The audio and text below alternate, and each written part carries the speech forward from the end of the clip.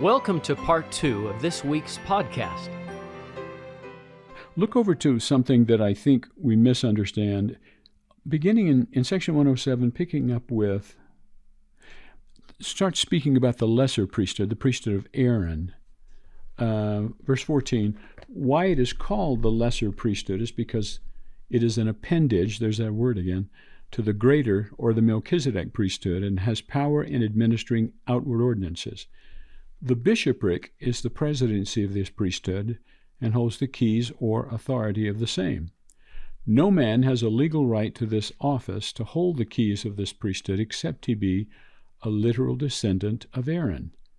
But as a high priest of the Melchizedek priesthood has authority to officiate in all the lesser offices, he may officiate in the office of bishop when no literal descendant of Aaron can be found, provided he is called and set apart and ordained unto this power by the hands of the presidency of the Melchizedek priesthood. Now, I've heard all kinds of people talking about over the years, if we could just find a guy that has can actually trace his lineage to Aaron, that he has every right to be a bishop of the Lord. Well, first of all, it doesn't have anything to do with the word bishop. This is presiding bishop. This is talking about the office of presiding bishop, which is basically what Edward Partridge was, right? He was the presiding bishop. And so that's the one thing. 18 and 19 are powerful when it comes to what the blessings of the priesthood are. The power and authority of the higher or Melchizedek priesthood is to hold the keys of all the spiritual blessings of the church, to have the privilege of receiving the mysteries of the kingdom of heaven, to have the heavens opened unto them, to commune with the general assembly and church of the Firstborn, and to enjoy the communion and presence of God the Father and Jesus, the mediator of the new covenant. That's pretty heavy. That's heavy. Mysteries of the kingdom of heaven. Well, on the simplest sense, that means things that can only be known by the power of the Holy Ghost. But I suppose you could say that our temple ceremony and ordinances, for example, would fall under the category of the mysteries of the kingdom of heaven. But look what you have the right to, if the Lord so chooses. Commune with the general assembly and church of the firstborn. Church of the firstborn. That's used over in section 76 2 or 3 times. Those who attained the celestial kingdom. The church of the firstborn, the church of the exalted. Those who qualify for exaltation in the celestial kingdom. It's not the church of Jesus Christ. It's in many ways, President Joseph Fielding Smith called it the inner church. We used to sing a hymn, it's not in our hymn book anymore, though in the outward church below. We belong to the outward church. The inner church within the veil, there's order and organization there too. And those who constitute that group, who are qualified, they've passed the test of mortality, they are the church of the firstborn. The right to hold communion with them.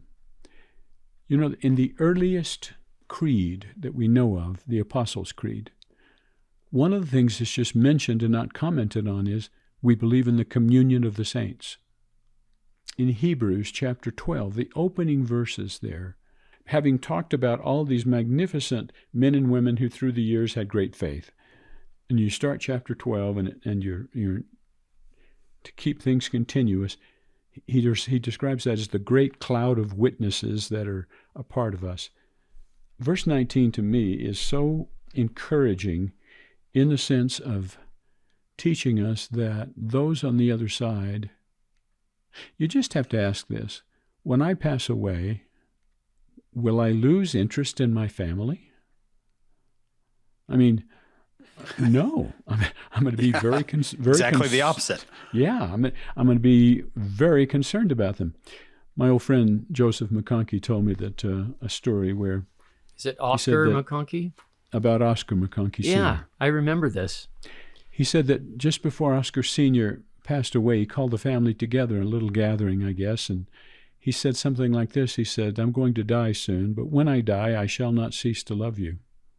I shall not cease to pray for you. I shall not cease to minister in your behalf." Well, I'm reminded of the grand address given by President Joseph F. Smith in the Presence of the Divine, where he talks about those on the other side who have been here know the challenges we face. They know our circumstances. They can see dangers that lie ahead.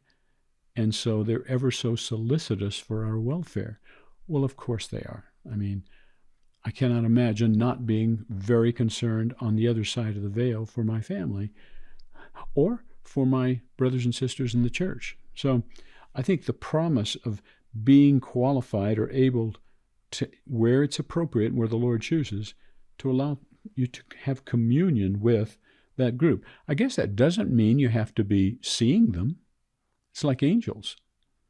You can have the ministry of angels and you don't see anything or you don't know about it, but someone's whispering from the other side.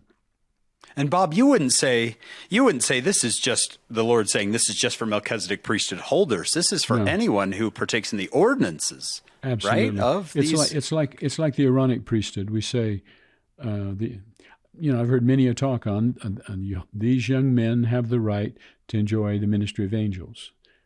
That's true. But the greater truth is, because there's an Aaronic priesthood, all people can enjoy the ministry of angels, females, males. And that's true with the blessings of the Melchizedek priesthood as well. Wow, that's beautiful. Verse 19, commune with the General Assembly and Church of the Firstborn. That's something you might skip over and not really understand the power of. The presence of God the Father, Jesus, the mediator of the new covenant, it's powerful. I'm going to say something. Rein me in here, Bob.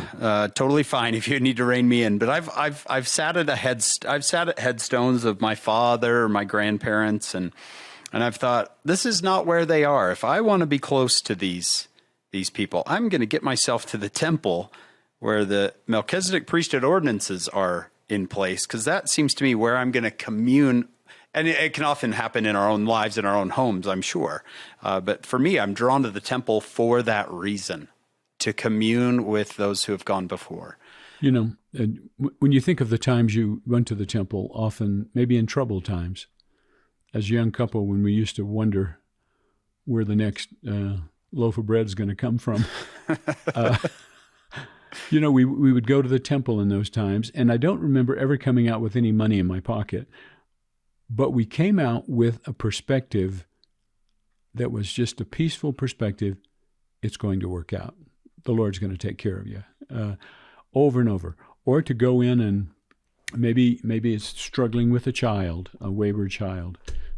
The temple became a sacred spot for us. Not only that we could find peace there, but we found perspective there. Absolutely.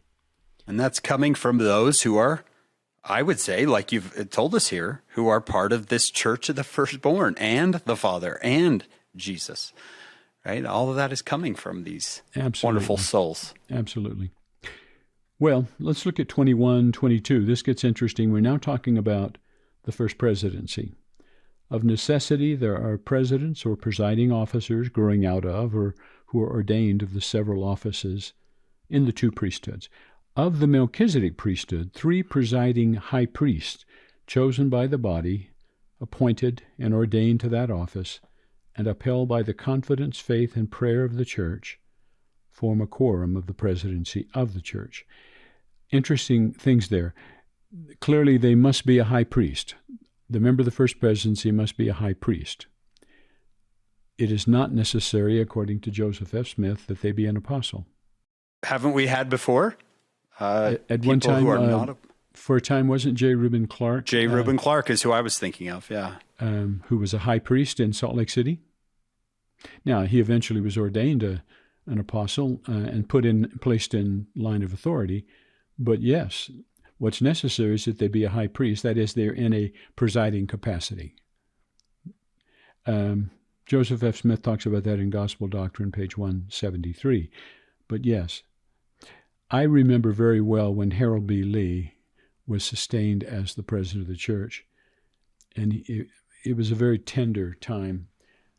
He was one that I think the saints had looked forward to being the president of the church for a long time. Relatively speaking, he was young when he took the office. I think he was 74. And I remember in his address at the Solemn Assembly saying, "Never before in my life has verse 22 meant more to me than now. That is, I know that I must be upheld by the confidence, the faith, the prayers of the church." We need to have confidence in the brethren. We need to have faith in the brethren. We have to pray for the brethren. They need that. They pray for that. Especially when you say brethren, I think we're even kind of honing in on those three right now in this verse. That's right. I think this is talking specifically about the presidency, the first presidency of the church. And how quick we are sometimes to criticize, aren't we, Bob? Well, I've been interested just in recent times with people making decisions to be distraught and upset or leave the church over what I call just piddly, for the most piddly reasons. I'm thinking, really? Really? Yeah. You're going to leave the church over that? Yeah, I think Brother Packer I was with him on one occasion, Elder Packer, when someone said, "What can we do to help you?" And he said, "Just take yourselves off our worry list." I mean, they have a lot to worry about, but and so they don't need any extra. I mean, there are enough challenges the church faces without members bringing problems to the leadership of the church. Be a low maintenance, low worry, high yield Latter-day Saint. Yeah. And then comes the 12, right? Next verse. That's right. The 12 traveling counselors are called to be 12 apostles, or special witnesses of the name of Christ in all the world, thus differing from other officers in the church in the duties of their calling. You know how this is almost always said, an apostle is a special witness of Christ. He is. But notice what's said really. Special witnesses of the name of Christ in all the world. The name of Christ. Years ago, Elder Oaks then wrote a book called His Holy Name. And he talks about the way name is used in Scripture. And he said, for example, to be a special witness of the name of Christ in all the world is to be a special witness of his power, of his divinity, of his divine sonship, of his work or program, the plan of salvation, in other words. And he illustrated how each of those are used in the Scripture in a certain way. To be a special witness of the name of Christ in all the world. That's powerful. I have a statement of Elder Bednar about that there's a little periodical called The Religious Educator. Oh, yes. You just go to the Religious Studies Center. Yeah, and it's great. If you're a teacher, you'd love this resource. This is an interview I conducted with Elder Bednar. Oh, this is you. See, I knew I grabbed a good one. I think it is. I talked to him about the role and office of apostle. Yeah, he said, quote, "The role of an apostle today is the same as it was anciently. Our commission is to go into all the world and proclaim Jesus Christ and Him crucified. An apostle is a missionary and a special witness of the name of Christ. The name of Christ refers to the totality of the Savior's mission, death, and resurrection. His authority, His doctrine, His unique qualifications as the Son of God to be our Redeemer and our Savior." So that's the end of the quote from Elder Bednar. And that's something to think about in verse 23, like you just said. Witnesses of the name of Christ in all the world. It's all of that. You know, just Elder Holland had only been a member of the Quorum of the 12 for a short time when, in 1994, when he called me. I was the Dean of Religious Education, and he said, asked how I was, and then said, I want to come see you, and I want to come visit with the faculty. He said, "Do you think you could pull them together?" I said, we could probably work something out. Maybe. We're kind of busy down here. It was on a Thursday or a Friday. I don't remember which, but he said, "I'd like to come on Monday. You still think you can get him?" I said, "Oh, yeah." I think so. So the faculty was there, and it was he spoke to us for a while and then just took questions. And I remember I asked this question. I said, Elder Holland, you've had a testimony of Jesus Christ from since the time when you were a little guy, haven't you? He said, well, at least my boyhood, yeah. My manhood, certainly. I said, what's the difference with what you have now than what you had then? I said, you had a testimony of Jesus then. I said, does that special witness come by ordination, or does it come by personal striving for deeper spirituality? And he said, a little of both. He said, in other words, there's some things, some powers and rights and privileges that come with the office itself, but they are still expected, as Oliver Cowdery said when he gave them that the oath and covenant of the apostleship, when the first apostles were called, never cease striving, till you see the Lord himself. And so I thought that was an interesting thing, both. Yes, it are some things that come with the office. And I think in many ways, that's true with most any office in the church. Let's take the office of bishop. John, you've been a bishop.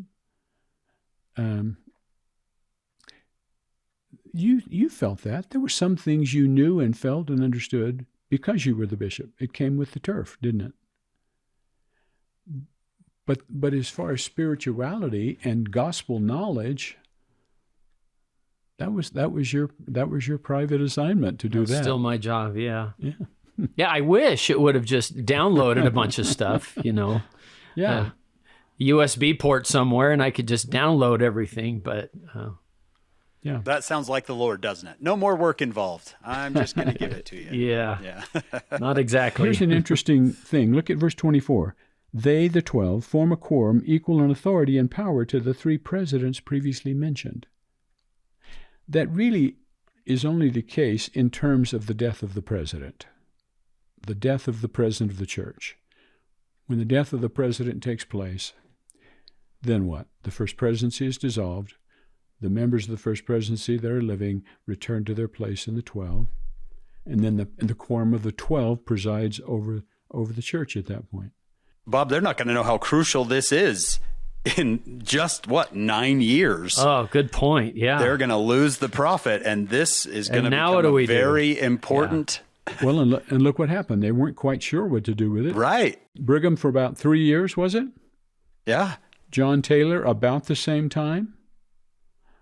Wilford Woodruff tells of how he, about the same time, a little less, but Wilford Woodruff went to Lorenzo Snow just before Wilford died and said, I'm going to die soon, and you are to proceed immediately without delay to reorganize the First Presidency. And as I recall right, he said, and you're to call George Q. Cannon as one of your counselors. Yeah, I mean, in the situation of, you've lived through several successions. When I was a new student, a transfer student to BYU, I came in 69, the fall of 69. I was living in Hinckley Hall and Helaman Halls, and I remember on the morning of January 18th, 1970, my roommate awoke, just woke me up and said, hey, President McKay has just passed away. Now, David O. McKay was the only president I'd ever known, and he'd been president for 19 years. And so the concept of succession was not something the church as a whole understood very much. I was fortunate, very fortunate, that as a young missionary, not maybe 6 months before I came home, Harold B. Lee came frequently to New York City. For one thing, he was on a board, I think it was Union Pacific, that he was a member of the board of directors, and he would come, I think, for monthly meetings, but he would often come to the mission home and visit with us. And one time we convinced him to have a whole mission conference and speak to the missionaries, which he did, and then afterwards he came over for dinner, and we kept firing questions at him, and he said, Elders, he said, let me finish dinner, then we'll go upstairs and we'll talk all you want to talk. So we did. We took him upstairs, and my companion asked the first question. Elder Lee, now let me give you the date. This would have been 1968. Elder Lee, is there any question in the minds of the other apostles that when David O. McKay passes away, that Joseph Fielding Smith will be the president of the church? He said, oh, no. No question whatsoever. That's the order. And he talked about the fact that there's no politicking in this system. Yeah. You look at it, and if the Lord doesn't want you to be president, he has a way of dealing with that. He takes you. Yeah. He just, yep. And, You've got a different assignment. I seem to remember Elder Holland, was it during the time of President Hunter, talking about this and talking about, had this been a corporation, the infighting would have been severe, or type of a thing. But the next heartbeat was that of the new president. Does that ring a bell? I think it was Elder Holland. It does. I remember, I guess when President Kimball had just become president of the church, his executive secretary, who had been executive secretary for many of the brethren, Arthur Haycock, came and spoke to the seminary teachers in our area and took questions. And he talked about a sweet moment. That is, as you know, we're talking about President Lee. President Lee becomes president of the church, October 72 conference, and dies in December of 73. I remember looking at the television. We were living in Idaho Falls, looking at the television of his picture and the death date, and I think the church expected he would be president for many, many, many years. Joseph Fielding Smith was, 95 and when he passed. Brother Haycock told us a sweet story. He said, Brother Lee had come back from an assignment and was feeling weak and just didn't feel well. And he went into the hospital to have some tests run, and while there had a massive heart attack. Well, while he was in the hospital and wasn't doing well, Brother Haycock said, President Tanner, his counselor, was in Arizona with his family, Christmas vacation. President Romney was in town. He said, in the hospital room, I was there, Spencer W. Kimball, the president of the 12. The three of them stood there, Brother Romney, Brother Haycock, and Brother Lee over there. And Brother Haycock said... and President Kimball? Was President Kimball there as well? And President Kimball was there as the president of the 12, excuse me. Brother Haycock said, all through this, Brother Kimball kept saying, what can I do, President Romney? What would you have me to do at this point? Would you like me to do this? Would you like me to do that? How can I help? What can I do now? And, some assignments were made, etc. When it was announced, the moment it was announced that President Lee had passed away, Brother Romney turned to Brother Kimball and said, what would you have me do? Wow. It was moving. The keys of the kingdom had just changed. And the senior apostle, now wore the mantle. That's section 107 in practice, isn't it? It really is. That's a right great in practice. Story. Verse 25 and 26 is not something that most people, I think, would understand, that the 70 form a quorum equal in authority to that of the 12. Yes, that's what it says. And notice, too, that you may remember President Hinckley gave a talk once called Special Witnesses for Christ in General Conference. And he talked about the call of two new apostles. I think it would have been Elders Nelson and Oakes. But he then talked about the 70 and said they also have an apostolic calling to bear that apostolic type witness. In that large sense of the word apostle, those who are sent out under the direction of the 12. We don't need to read this, but it's interesting that in section 107, beginning with about verse 39, it's the duty of the 12 and all large branches of the church to ordain evangelical ministers, as they shall be designated unto them by revelation, meaning patriarchs. And then the patriarchal line of descent is given from Adam down to Methuselah. It's very interesting. If you read section 84, It's a different line of ascent from Moses to Adam. It goes through Abel. It goes through Abel's line down to Abraham and Moses. Same. This is a line of authority, but a different line of authority. These are the patriarchs, the presiding patriarchs: Adam, Seth, Enos, Canaan, Mahalalel, Jared, Methuselah, Lamech, Noah. Those first 10 generations, and then of course, as we said, 53 through 58, the visit or the last conference that was held by Adam at Adam-on-the-Almond. This came in the 1834 as Joseph was giving a blessing to his parents. I wonder if those different lineages you talked about in 84 and 107, I'm going to have to ask Sister Gardner about this. If we're talking, she always talks about there's a familial priesthood. There's a priesthood that governs the family, and there's a priesthood that governs the church. And that they are separate from one another, and I'm going to have to ask her about that. I think that's a fascinating idea. Mm-hmm.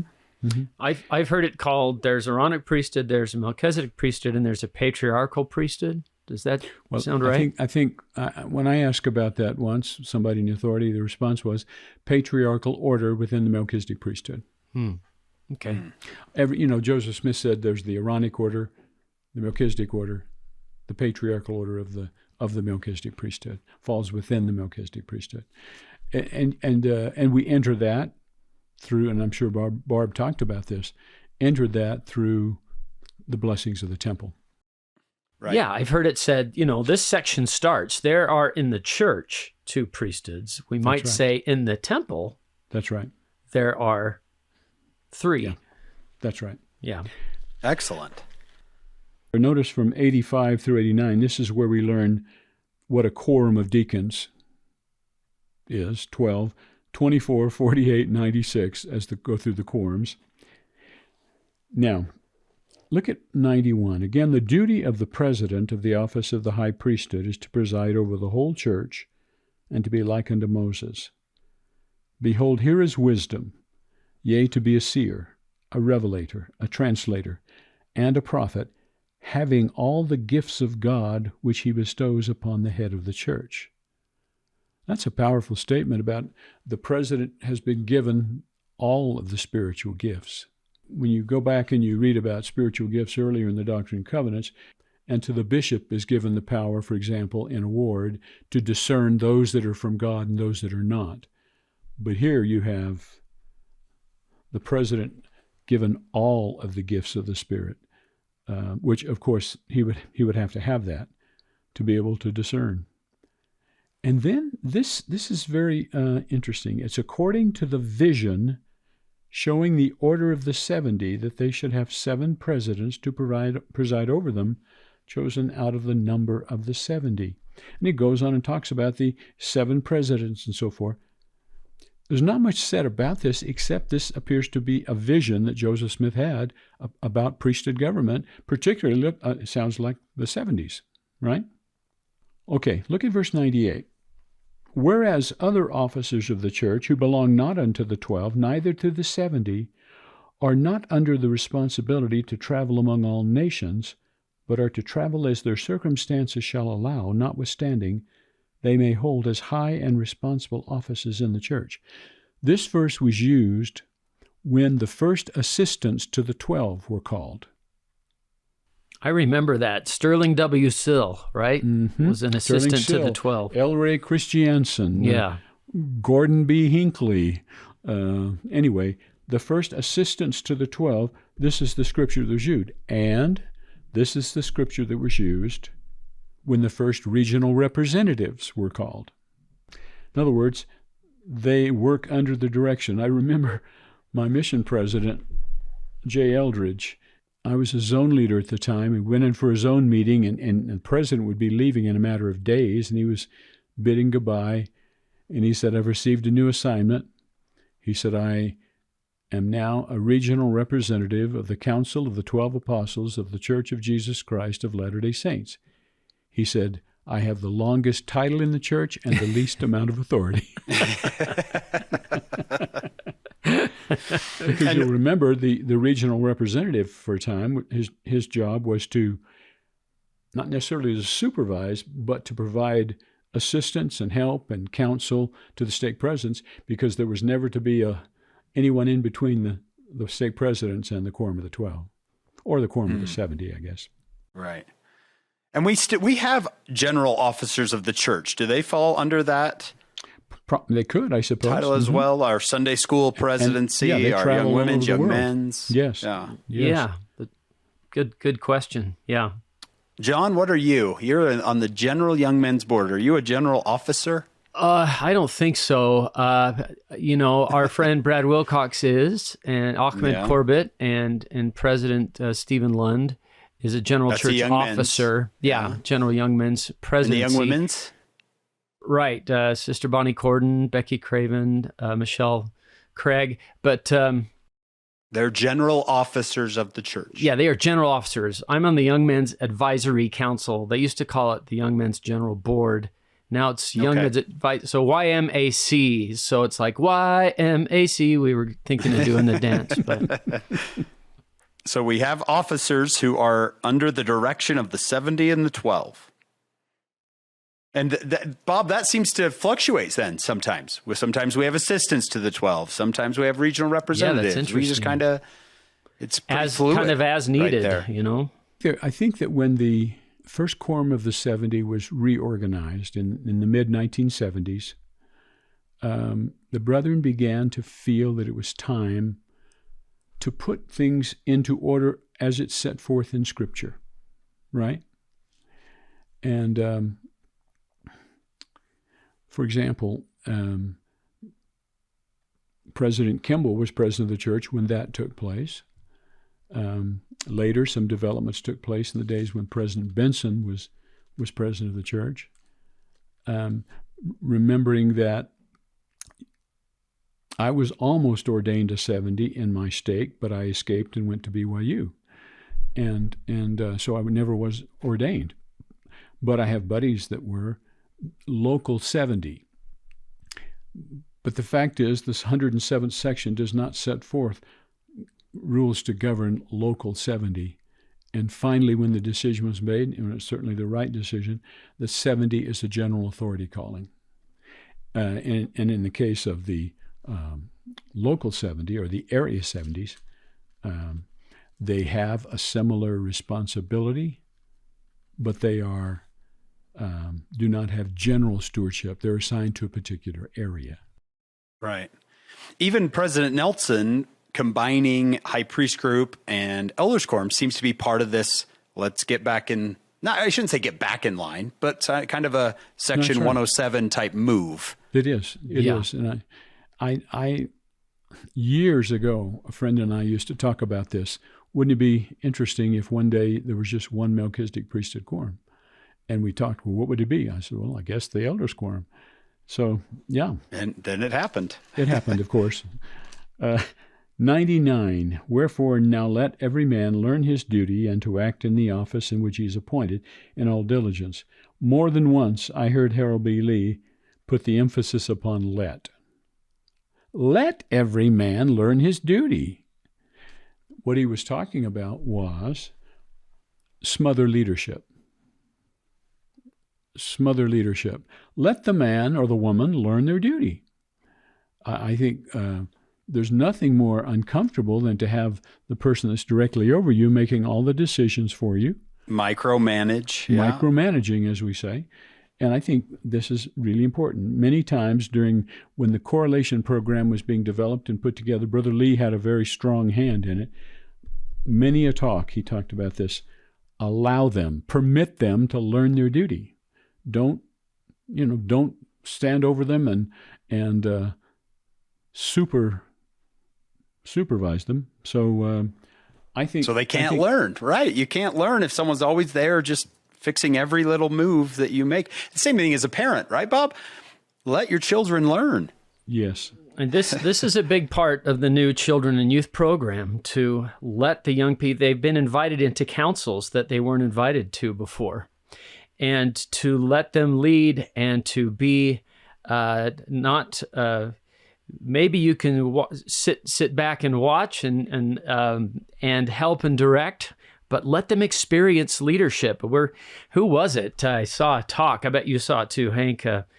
Elder Ballard was saying, in the year 2040, we're going to need bishops, we're going to need relief site, we're going to need these. Who are they? And then he said, it's you. I'm talking to you. Now, learn your leadership skills right now. I love our church for that. My mission president used to say, a good leader trains leaders while he leads. And he would let us lead and mess up sometimes so that we would learn something. Yeah, it's a beautiful thing to work under the direction of someone who wants to give you the latitude and the longitude to go in the directions. And if counsel is needed, great, step in when it's needed or when requested. But there's nothing more frustrating than trying to work under someone who is micromanaging, as you said. It's frustrating because you can never really learn your duty that way. Or act. Right? That's correct. I like that word act too in there, because act in the office, it's not, okay, you can now sit on your throne and be admired. What does it mean to be chosen? I tell my students, it's kind of like being chosen to mow the lawn. I remember when I was the first stake presidency I served in, I remember talking to the stake president. I said, look, I was just a bishop. What's the difference between being a bishop and the counselor in the stake presidency? He said, well, back then you had some heavy assignments and some serious responsibilities. Now your job is to sit on the stand and look spiritual. That's somewhere here in 107, isn't it? Right, I think it's verse 100. He that is slothful shall not be counted worthy. Sit on the stand and look spiritual. Well, Bob, that word that's an important word. I'm glad you pointed that out. Yeah, me too. He that is slothful shall not be counted worthy to stand. Boy, that's a fascinating phrase, worthy to stand. And he that learns not his duty and shows himself not approved shall not be counted worthy to stand. Even so, amen. Worthy to stand. Worthy to what? Stand before the Lord with confidence. Worthy to stand when it comes to difficult times and take leadership responsibility. When I see the word stand, I think of a standard bearer, somebody who is holding the flag saying, this is who I am, this is who I represent. And this is the rally around the standard bearer, right? Worthy to be the standard bearer type of a thing. Good song, John. That was good solo. We could add some backup to that, maybe a little orchestration. I think you've sung twice today. So we'll get letters about that. When we lived in Florida, when I worked under this particular stake president, probably one of the most effective leaders I've ever worked under, and it was because he was that, I won't say rare, but that unusual combination of effective administrator and deeply loving man. He loved the people, and they knew it. I loved watching him. He was a young stake president. Our time there was only 5 years in Tallahassee, but they were the most formative years of my adult life in terms of learning the government of the church and the operations of the church and the duties and so forth. I watched him on so many occasions. He loved the people. They knew it. They felt it. And he was a good administrator. And that's not easy to do, to do both of those. And so he was very big on let people learn their duty. Let them learn it. And that may mean, unfortunately or fortunately, they'll make some mistakes. I remember that one of the things that people used to do in a position like with an elders quorum, for home teaching, I remember in one ward I was in, you had home teaching assignments. Then you had a special couple of home teachers whose job it was to go and pick up on all those that were missed. And there was just something about that struck me as, let's don't assume his responsibility. Let's don't take his stewardship in the name of percentages. Do you know what I'm saying? And so, because how am I going to learn, right? How am I going to learn if I know you're going to follow right behind me and correct everything that I do that you don't like or you see as a mistake? It takes away my motivation. It takes away, right? It takes away the power that I feel like I have to get my own revelation and to try new things and to be innovative. Well, there's so many things we miss, but I'll tell you, Section 107 has always been a favorite of mine. I've had a fascination with and love for priesthood and the study of priesthood for a long time. I'm looking behind me at these books, Bob, that you've written, Men of Valor, Men of Covenant, and I thought he's going to love this section because this is something that he loves. I think that the priesthood has blessed me, not because I asked for any of these callings. I did not, but it has blessed my life. And I guess we would all say that.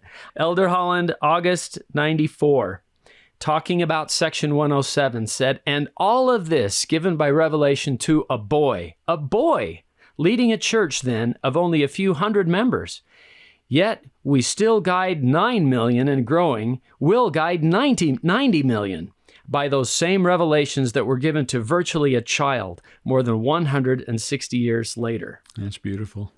That's beautiful. About this awesome section right here.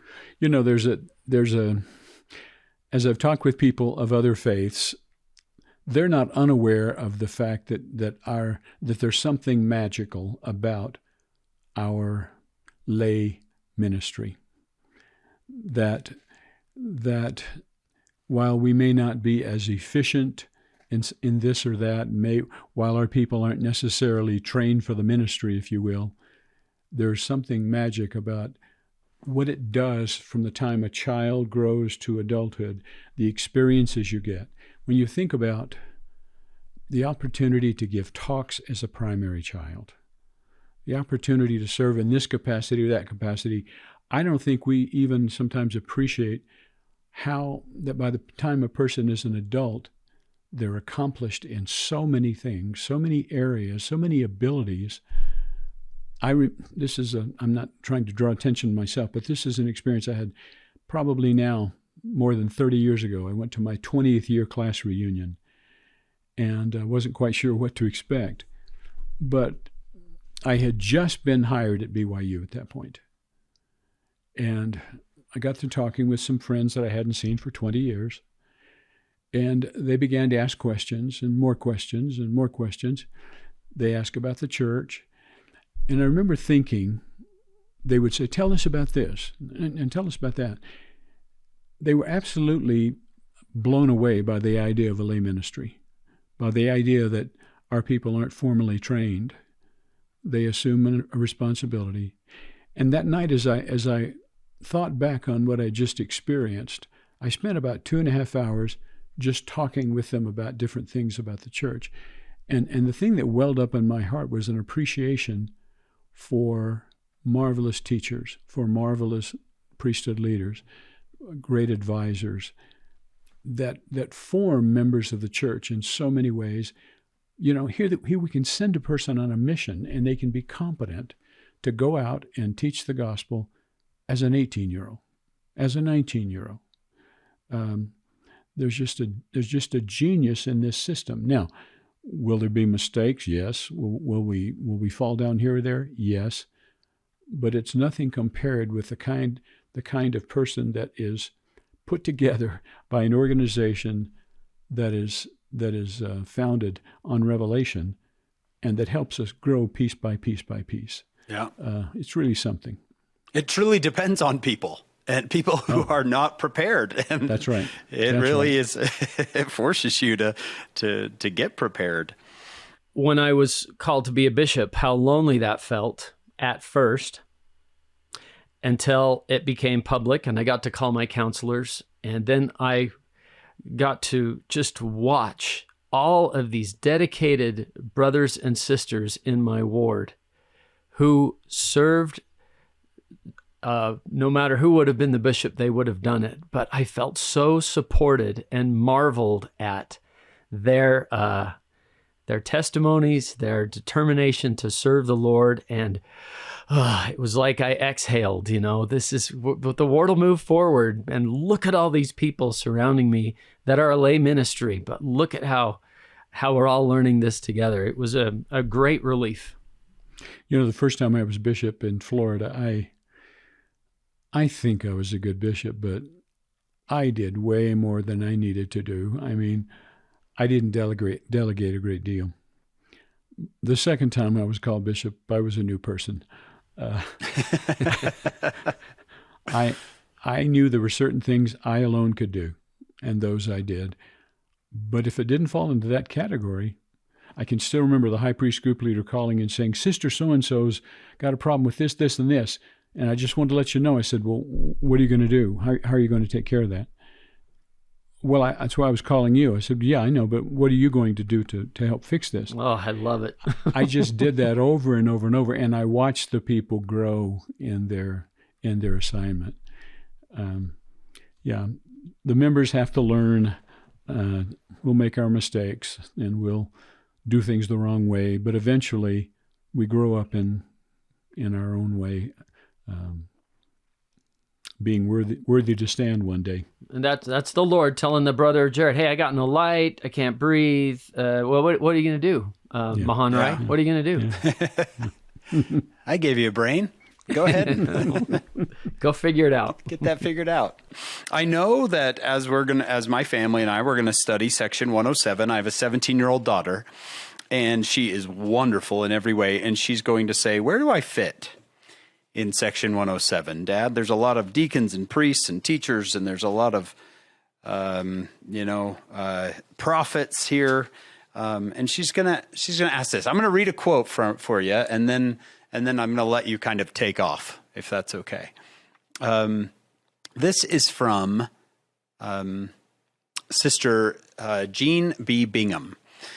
Often we women don't realize that the power through which we accomplish much good in our callings and in our homes is an expression of priesthood power. As a matter of fact, all the good that is done in the world is done through God's power. Knowing that women have access to that priesthood power strengthens us to be able to do what is asked in whatever responsibilities or assignments are ours. With that in mind, I really like the quote, and I wanted to get it in there. How can I help my daughter see where she sits in section 107? Yeah, it's a good question. Aren't you grateful that in the last several years, right, we've come alive to the fact that I can still recall Elder Oak saying, mm-hmm. What other power is there but the power in the priesthood? What other authority could it be? What authority is there when a Relief Society president or a woman who was then a visiting teacher or now a sister minister, by what other power or authority do you bless that person? It's the power of the priesthood. I think it's an indication that the leadership of the church have begun to see, and we've all begun to see, that so many of the things we had assumed were male in nature aren't. The illustration I would give is, I was teaching Sunday school a while back, and I had the 84th section to discuss, kind of like discussing section 107. But as we came to the oath and covenant, and we read verses 33 through 44, I remember asking the class, sisters, is there anything that's asked of the men here that does not fit you? As you put on one side what man agrees to do, and on the other side what God agrees to do. I said, is there any single principle here that doesn't apply to a woman? Whether it's magnify your calling, whether it's take heed to yourselves, whether it's Learn your duty. Learn your duty, the idea of receive the Lord's servants. I mean, are there any of those? And I said, no, there aren't. And that means it applies to you too. And the other thing that's critical is when you understand the great blessings that come through keeping those kinds of covenants, there's nothing God has in store for a man that he doesn't have for a woman. In fact, the man can never enjoy the highest blessings of the priesthood without someone by his side called a wife. Why? Because the fullness of priesthood blessings are only for a woman and a man together. And so, yeah, I've just been thrilled with how the leaders of the church giving us instruction that I think so necessary, in the sense that you need not hold an office in the priesthood in order to be a powerful instrument for good and bless people with a power that can be nothing else but the authority of the priesthood. That's fantastic. You need not hold an office to tap into the power. And draw upon and utilize that power. Yeah, I think that's what Barb tried to show in her book so well. Bob, you've made this, what we've just done is your life's work. And I don't want to age you, but it's been a couple of decades. It's how many decades has it been since you started studying these things? You know, I came home from a mission eager to study. I had a mission president that did something that I now realize was ingenious. The missionaries then would memorize the 27 basic scriptures in the 6 discussions. And that was about it. And you had to memorize the discussions too. But our mission president put together a list of 300 scriptures. And they were by category: apostasy, restoration, atonement, etc., etc. And we were to commit those to memory. I came home from a mission still remembering those. I still remember those 300, but I came home wanting to, I felt like I was in a mind explosion, wanting to just learn and grow. And I first began to just be driven to try to gain deeper understanding within 6 months after my mission. I transferred to BYU. I had never had seminary. I had never had institute. Those weren't available to me in Louisiana. And so the idea of having a religion class where we're studying the gospel as part of my curriculum blew me away. I remember I was in a second half of the Doctrine and Covenants class, was the very first class I took at BYU. And I could just feel my mind exploding with knowledge and understanding. And so this very section would have been in. This was part of what I sort of fell in love with. And I began to get fascinated with priesthood correlation, and I read everything I could find on priesthood correlation. So it began really when I was about 22. And you look like you're 50, but how long ago was that? 51 years. 51 years.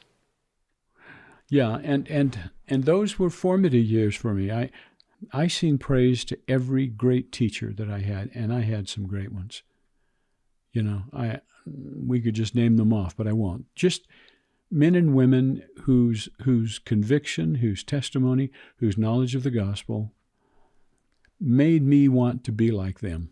When I was set apart as a full-time missionary, back then you were set apart by a general authority. I was set apart by an assistant to the 12, and Brother Al Masani, very large man.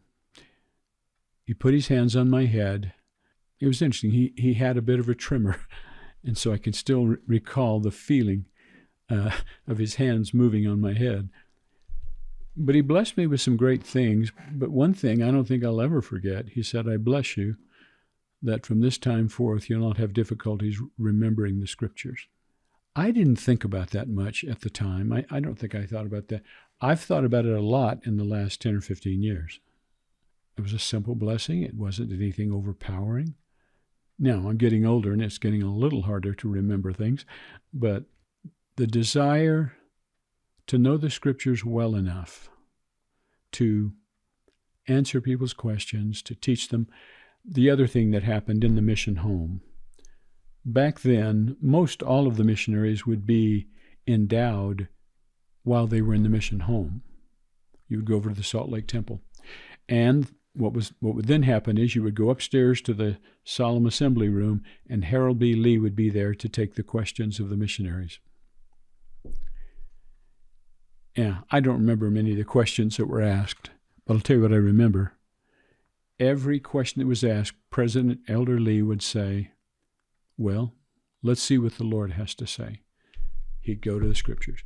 Someone would ask a question, very good question, I appreciate you. Let's go to what the Lord had to say about that. Or let's go to the Book of Mormon.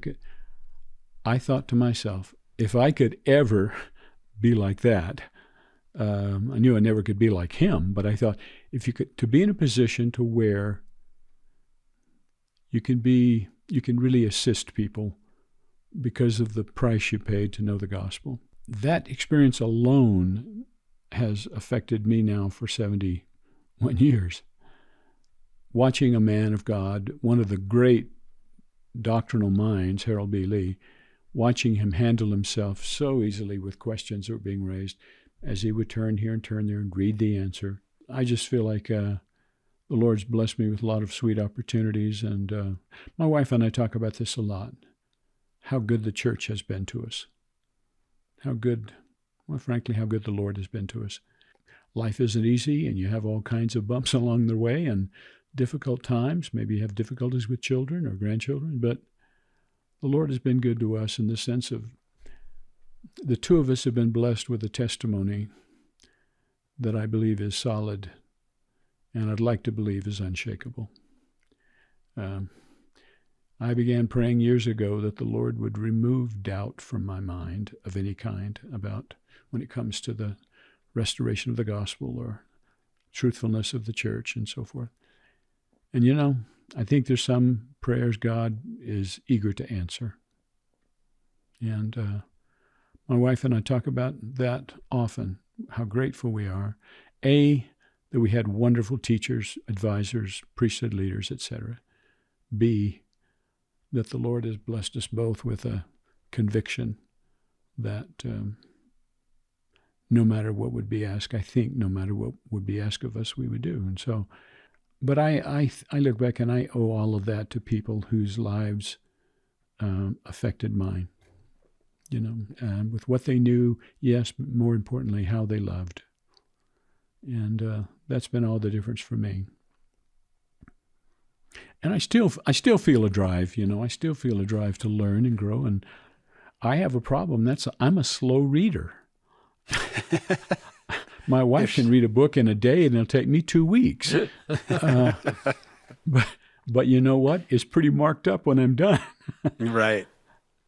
Anyway, I'm just very grateful for whatever understanding I have. I'm grateful for it because there's nothing, you two know this better than I do. There's nothing more joyous than being able to share understanding and share witness and conviction and sense that maybe you did some good there.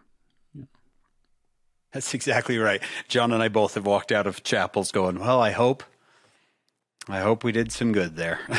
Right.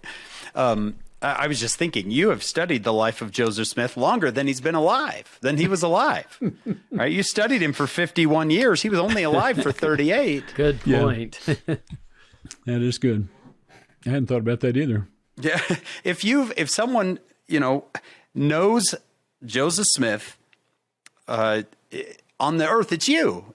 And yet here you are. You love him. You honor him. And yet we have people who maybe read something on the side in a weekend and go, oh, they fly to pieces. And here's someone who studied the prophet Joseph Smith for 51 years.